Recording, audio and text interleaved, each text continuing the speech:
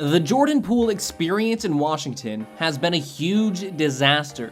He's got his own team, the primary scorer away from Steph, but his stats are still down. His box score from this season is riddled with shooting numbers like 3 for 12, 6 for 16, 2 for 11. Everyone knew his record would take a step back after leaving the Warriors, but you'd think with more shots to take, he'd be putting up buckets. Nope. He's averaging around 18 points per game, less than the previous 2 years when he was sharing the ball with Steph Curry. But he's still taking more shots than before. The result? A sub 40% shooting season from the field and below 30 from deep. He's also turning the ball over way too much, getting fewer assists than before, and a net zero on both the defense and the boards. And if you think that hasn't resulted in a terrible record, you're wrong. The Wizards were 12 for 13 over their first 15 games of the season, somehow tied with the Pistons at the bottom of the standings. The only teams they've beaten, the Grizzlies and the Hornets. Not exactly a murderer's row. Poole has never shied away from taking a game's biggest shot. Is there a bigger understatement than that? The confidence he plays with is huge. Something superstar players need to have. But when you're someone like Poole, definitely not a superstar, you need a little humility to keep that confidence in check. Even back in high school, Poole was the guy to turn to when you needed a big bucket to win a championship. And he knew it. In college, at the University of Michigan, it was the same story, hitting this game winner to beat Houston in March Madness. Poole hit some massive shots in the 2022 finals, cementing himself as the successor to Curry's team, until it went downhill. A few years before that, Poole was a struggling pro looking to make an impact on the Warriors front office. He bounced back and forth between the big leagues and G League play, only playing in a handful of games in his first 2 seasons. And then in 2021-22, he took off. The Warriors needed an extra offensive spark. Clay was coming back from 2 years off. Wiggins had turned more into a glue guy than anything. And you can't always rely on Steph to bail you out. When Steph was stuck on the bench with injuries, Poole did a great job of keeping his team treading water. Poole put up 19 points per game at 22 years old, leading the league in free throw percentages and looking like budget Steph.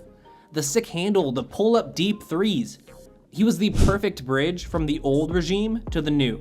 Over the final 20 games he played that season, Poole was legitimately a fringe All-NBA guy.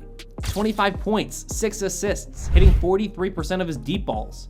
The keys to the Warriors' car were in his hands. Then came the punch. Really, what came first was the contract. The Draymond situation, he apologized and professional. We plan on handling ourselves that way. We're here to play basketball. Poole signed a massive rookie-scale extension, paying him around $30 million until 2027. It got in his head. The disease of more takes another victim.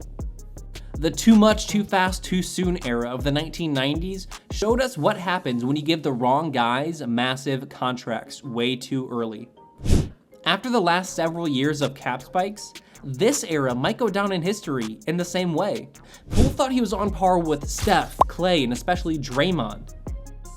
When he signed that big contract, the Warriors proved they agreed. So Dre put him in his place. Now, it's never great for a veteran of a team to deck his young teammate, but that doesn't mean Jordan didn't have a part to play. The team fell apart. They barely made it into the playoffs, settling for a 6th seed as a defending champ. Then for the first time in the Steve Kerr era, the Warriors lost in the playoffs before the NBA Finals. Poole's play was embarrassing at best and detrimental to the team at its worst. Remember that playoff stretch to end their season when Poole shot 30% from the floor and 6% from 3? That is not gonna cut it. The Warriors doubled back on their idea of merging eras, sending Poole to the Wizards for Chris Paul in one last grab for a title. Nobody thought the Wizards would be good. Their preseason over-under was 35.5, and most pundits thought even that was too high. At the very least, people thought it would be fun. You've got Kyle Kuzma and Jordan Poole, two young, talented players who probably shouldn't be a team's top 2 options. They're playing at the second highest pace in the league this season, but even their pedal-to-the-metal approach to games isn't helping them get buckets. Despite that high pace, they're only 10th in scoring.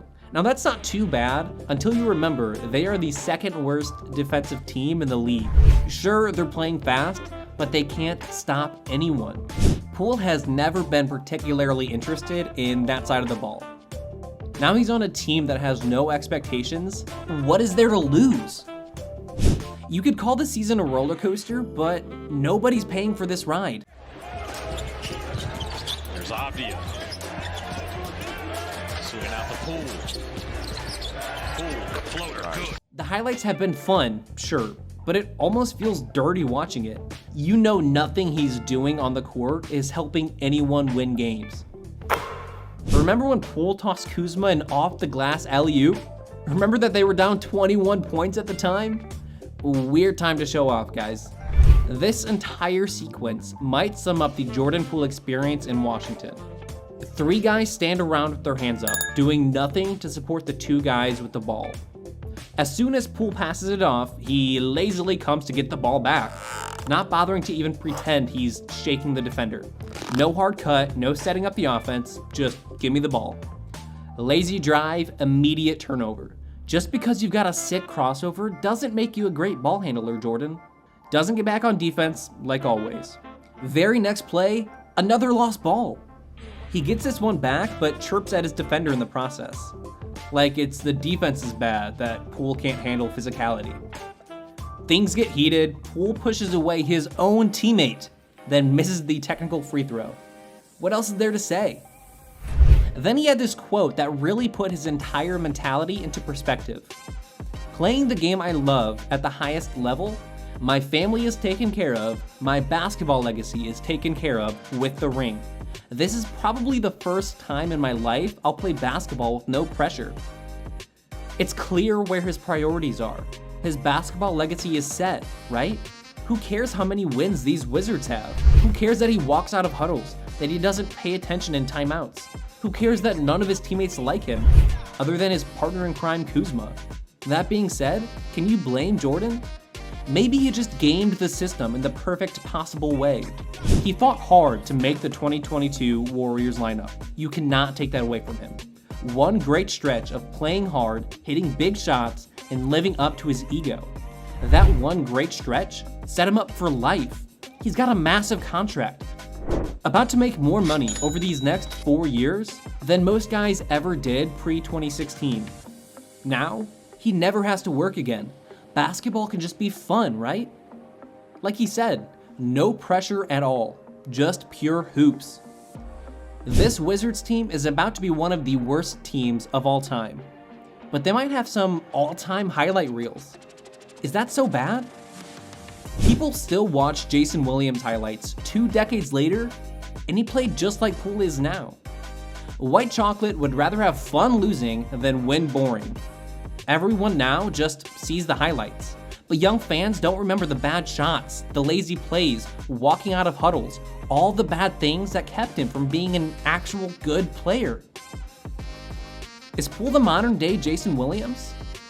At least for Poole, he won't have to wait until the end of his career to shift his perspective and get that ring. Do you think Poole has a chance to become a legit star? Can these Warriors bounce back? Is Poole the modern day Jay Will, and is that a bad thing? Let us know in the comments, then watch the real reason Jordan Poole got traded, and it wasn't Draymond. Listen to The Wrong Opinion, useless NBA trivia, and garbage rankings for more NBA content.